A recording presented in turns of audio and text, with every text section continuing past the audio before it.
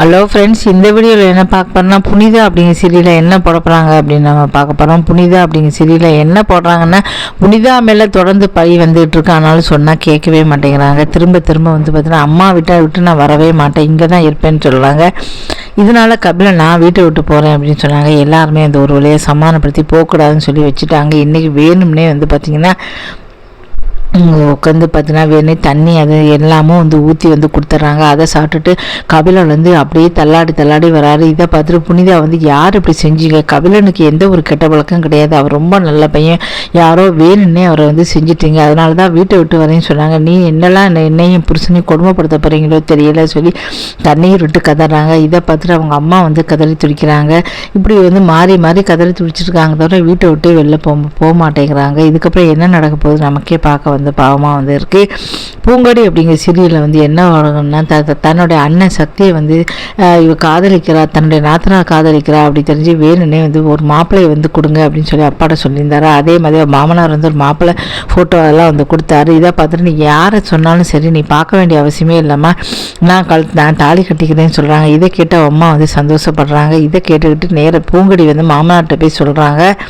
இவ பார்த்திங்கன்னா ஏதாவது சொல்லுவான்னு நினச்சேன், ஆனால் எதுவுமே சொல்லாமல் இப்படி இருக்காள், எனக்கே சந்தேகமாக இருக்குது, நல்ல மாதிரி என்னமா நாடகம் ஆடுறா பார்த்தீங்களா அப்படின்னு சொல்லிட்டு இருக்கான். அந்த சமயம் கரெக்டாக அவங்க நாத்தனார் வந்துடுறாங்க. சபாஸ் அப்படின்னு சொல்லி கைதட்டுறாங்க. இதெல்லாம் உங்களோட பிளானா, எனக்கு தெரிஞ்சு போச்சு அப்படின்னு சொல்கிறாங்க. அவங்க நாத்தனார் மதிக்கல. அப்புறம் அவள் வாழ்க்கைக்காக எதுக்காக அப்படி போராடுறாங்க அப்படின்னு தெரியல. திரும்ப திரும்ப அவமானப்பட்டு கேவலப்பட்டு பூங்கொடி ஏன்னா அப்படி இருக்காங்களோ சொல்லி அந்த சீரியலில் பார்க்கும்போது நமக்கே கஷ்டமாக இருக்குது. இதுக்கப்புறம் என்ன நடக்க போகுது அப்படின்னு தெரியல. தொடர்ந்து சீரியல் நம்ம பார்க்கலாம். இதுக்கப்புறம் பார்த்தீங்கன்னா ஒரு நியூஸ் பார்க்க போகிறோம். நேற்று பஞ்சாபில் 2 நாள் முன்னால் ஒரு வைரலாக போச்சு. அப்போ திருமணம் நடந்தது.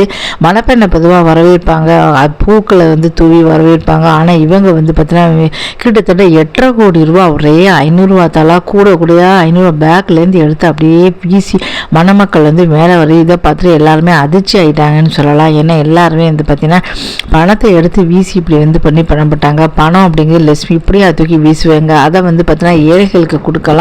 எவ்வளோ பேர் மருந்து பாத்திரம் எல்லாமே கஷ்டப்படுறாங்க, கல்யாணத்தன்னைக்கு அவங்களுக்கு கொடுக்கலாம், ஏதாவது ஒரு விடுதிகளுக்கு சாப்பாடு போடலாம். ஆனால் இப்படி 8.5 கோடி ரூபாய் அப்படியே மணமகள் மேலே வீசி வழி நடுக எங்கே பார்த்தாலும் இருக்குது. அதுதான் வைரலாக போச்சு. ஆனால் அவங்க கல்யாண வீட்டில் என்ன சொல்லியிருக்காங்கன்னா இது மறுத்துருக்காங்க. இது கிட்டத்தட்ட 3 லட்சம் ரூபா கிட்ட தான் நாங்கள் வீசியிருந்தோம். அதையும் பார்த்திங்கன்னா பொண்ணு மடவழைக்கு பண்ணி அது எல்லா பணத்தையும் நாங்கள் எடுத்து பத்திரமா பேக்குக்குள்ளே வச்சுட்டோம்.